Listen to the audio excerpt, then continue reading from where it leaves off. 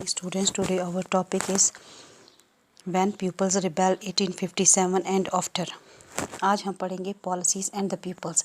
आपने last chapter में पढ़ा है कि किस तरीके से ईस्ट इंडिया कंपनी जो थी उन्होंने पॉलिसीज़ बनाई थी और उसका असर इफ़ेक्ट क्या हुआ था लोगों पर, लेकिन अलग अलग लोगों पर अलग अलग इफ़ेक्ट हो रहे थे, जैसे kings, queens, peasants, landlords, tribals, soldiers. असल में ये पॉलिसीज़ लोगों के सेंटिमेंट्स और रिलीजियस इंटरेस्ट को हार्म करने के लिए बनाई गई थी, इसलिए लोगों ने इसके अगेंस्ट खड़ा होना स्टार्ट कर दिया।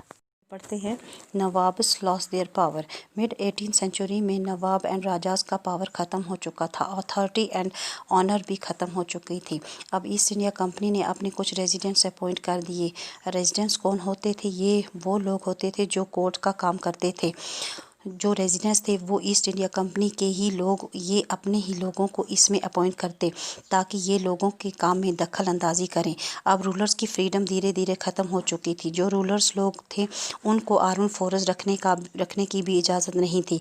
यहाँ पर अपने सेफ्टी के लिए आर्म फोर्स रखते थे, लेकिन इनको बैन हो गया था इनको रखना। अब ईस्ट इंडिया कंपनी ने कहा कि हम लोग आर्म फोर्स आपको प्रोवाइड करेंगे लोकल रूलर्स को। उनके बदले क्या करना होगा कि इस आर्म फोर्स को मेंटेन करने के लिए टैक्स पे करना होगा ब्रिटिशर्स को।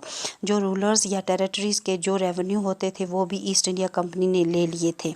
अब रूलिंग फैमिली ने कहा कि ईस्ट इंडिया कंपनी के ऑफिशियल्स के साथ नेगोशिएट किया जाए।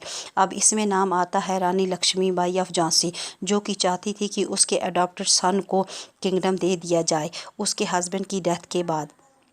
यानी आपने तो पिछले चैप्टर में पढ़ा ही है कि ब्रिटिशर्स ने रूल बना रखा था कि अडॉप्टेड सन को किंगडम नहीं दिया जाएगा। इसको हम नेक्स्ट वीडियो में कंटिन्यू करेंगे। Thank you for watching this video.